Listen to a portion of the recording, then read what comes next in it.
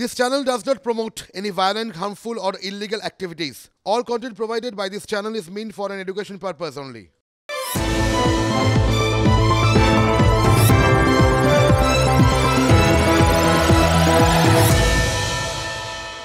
সাত করে কি কেউ নিজের মায়ের ভাষা ছেড়ে অন্য ভাষায় কথা বলে? সে বাঙালি গড়পাড়েরই হোক বা গড় বেতার, নিজের মনের কথা অন্য ভাষায় বলে সুখ সেই পাওয়া যায় নাকি? পাওয়া যায়। যখন গালাগাল ঠাগালাগালগুলো দিতে হয় তখন অন্য ভাষায় বললে বেশ মনে জোরদার হচ্ছে। কিন্তু এই যে রোজ যে কথাগুলো বলতেই হয়, যে কথাগুলো না বললেই নয়, সেই কথাগুলো তো আমরা সোজা সরল বাংলায় বলি। আমরা কিছুদিন আগেই বলেছিলাম যে কিছু কিছু জিনিস থাকে, জানেন তো, যে বিষয়গুলোকে অস্বীকার করতে চাওয়াটা খুব মুশকিল। অস্বীকার করার চেষ্টা করলে প্রাথমিকভাবে গোটা বিষয়টা হয়তো খানিকটা আড়াল করা যায়, কিন্তু শেষ পর্যন্ত যেটা প্রকাশ্যে আসার সেটাকে ধামাচাপা দেওয়া যায় না। এই ভাষাটাও সেরকম, সবসময় যে চেপে রাখতে পারবেন এরকম তো না।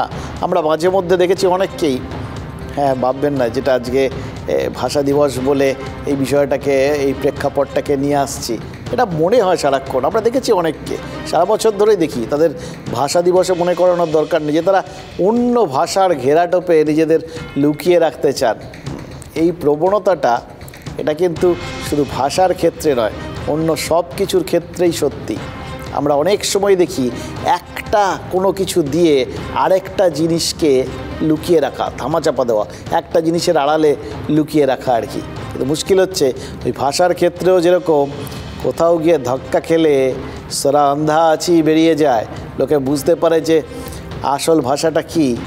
ঠিক এই একইভাবে আপনি বিভিন্ন কিছু দিয়ে যতই অস্বীকার করে কোনো বিষয়কে একটা ধামাচাপা দেওয়ার চেষ্টা করুন না কেন, কোনো না কোনো জায়গার থেকে একটু একটু করে কোনো না কোনো মুহূর্তে ঠিক বেরিয়ে আসবে।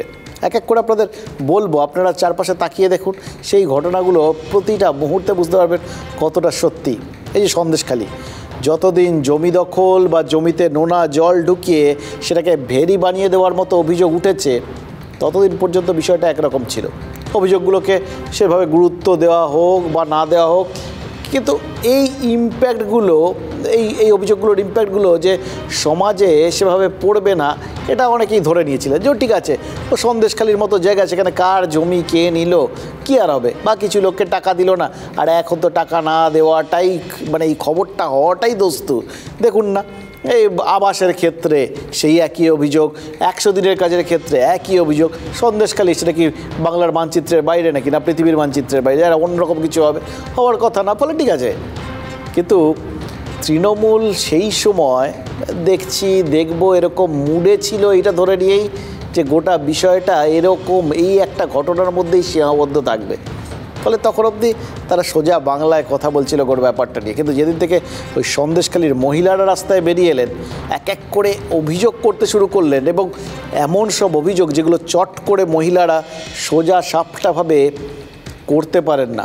এটা খেয়াল করে দেখবেন, সন্দেশখালীর মহিলারা, মানে ওই সুন্দরবনের ইন জেনারেল মহিলারা, তারা কিন্তু অন্যান্য বিভিন্ন জায়গার মতো তারা কিন্তু খুব একটা নরম সরম কোনোভাবেই নন আর কি। তাদের লড়াই করে প্রতি মুহূর্তে বাঁচতে হয়। কাদের সাথে লড়াই করেন? বাঘের সাথে। কাদের সাথে লড়াই করেন? কুমিরের সাথে। ফলে তাদের মধ্যে একটা লড়াকু চরিত্র এবং প্রকৃতির সঙ্গে। খেয়াল করে দেখুন, যত ঘূর্ণিঝড় হয়, সে আয়লা হোক, ইয়াস হোক, যাই হোক, যাওয়ার সময় সে লেজের বাড়ি মারুক বা মাথার বাড়ি, সবটা মারে গিয়ে আলটিমেটলি সুন্দরবনে। বাঁধ ভাঙে, জল ঢোকে, ঘর উড়ে যায়, প্রত্যেক বছর। এ তো একদম চেনা ছবি।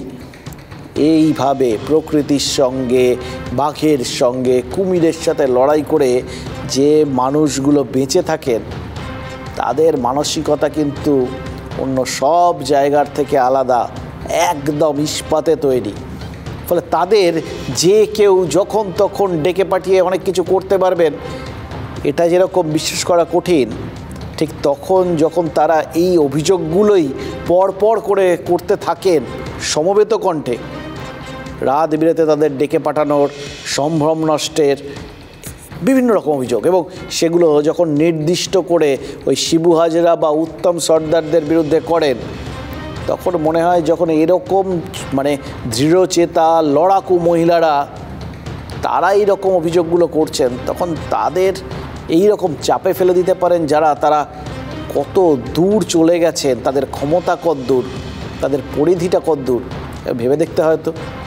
কিন্তু এটা যখন থেকে সবাই ভাবতে শুরু করলো, গোটা বাংলা ভাবতে শুরু করলো, সেদিন থেকে কিন্তু তৃণমূল সন্দেশখালিকে আর অবহেলা করতে পারলো না, গুরুত্ব দিতে শুরু করলো। এবং গুরুত্ব দিতে গিয়ে তৃণমূল প্রথমেই যেটা করলো সেটা হচ্ছে সরাসরি ওই মহিলাদের অভিযোগগুলো অস্বীকার করা। সে মমতা বন্দ্যোপাধ্যায় হোক বা কুণাল ঘোষ, হয় বললেন তিলকে তাল করা হচ্ছে, নয় বললেন সিপিআইএম বিজেপি সন্দেশখালিতে ষড়যন্ত্র করছে, সাধারণ মানুষের ভিড়ে নিজেদের লোক ঢুকিয়ে রাজ্যের বদনাম করার চেষ্টা করছে। কুণাল ঘোষ আজকেও বলেছেন রাতের পর রাত মহিলাদের তুলে নিয়ে গিয়ে নির্যাতনের যে অভিযোগ উঠেছে সেটা কোনোভাবে সত্যি নয়, এবং এটার মাধ্যমে কোথাও গিয়ে বাংলার ভাবমূর্তিটাকে খাটো করা হচ্ছে। অর্থাৎ অন্য কোনো কিছুর আড়ালে এই গোটা ঘটনাটাকে আপাতত যে একটা ধামাচাপা দেওয়ার চেষ্টা, ওই ঘটনাগুলোর সামনে গিয়ে না দাঁড়ানোর চেষ্টা, ওই আমাদের মতো আমরা যেরকম অন্য ভাষার আশ্রয় নিই মাঝে মধ্যে, ইদানিং বাংলাটা ঠিক আসে না ভাবি, ঠিক সেই রকম। আমরা বারবার বলছি আমাদের দলীয় তদন্তে যেটা উঠে আসছে, কিছু অভিযোগ জমি, পুকুর, নন পেমেন্ট, এই ধরনের কিছু অভিযোগ আছে। সেটা সরকার বিরোধী নয়, সেটা কোনো না কোনো ব্যক্তির ক্ষেত্রে, সেগুলো বা প্রশাসন দেখছে। কিন্তু এই যে বছরের পর বছর ধরে রাতে তুলে এনে গণধর্ষণ, এই গল্পগুলো সাজানো। তাহলে 164-এর ভিত্তিতে কিভাবে অ্যারেস্ট হলো? শিবু হাজরাকে অ্যারেস্ট কিভাবে করলো পুলিশ? তাহলে আপনারাই তো 164 করিয়েছেন একজন মহিলাকে দিয়ে। এই যে বছরের পর বছর, মাসের পর মাস রাত্রেবেলা তুলে আনা হতো, গণধর্ষণ করা হতো, এগুলো মিথ্যা অভিযোগ, সাজানো অভিযোগ। এই অংশটা আমরা বলছি বারবার যেটা মিথ্যা এবং সাজানো। আমরা আপনাদের কাছ থেকে এক্সপেক্ট করি না বাংলার মহিলারা বিচার চেয়ে নেবে, বিচার আদায় করে নেবে। ওনারা বারবার আমাদের বলতে চাইছে যে আমরা রাজনীতি করতে চাইছি, কিন্তু আমরা কোনো রাজনীতি নই, কিছু নই। আমরা মায়েদের ওপর যে নির্যাতন হয়েছে এইটা আমরা বারবার তুলে ধরতে চেয়েছি।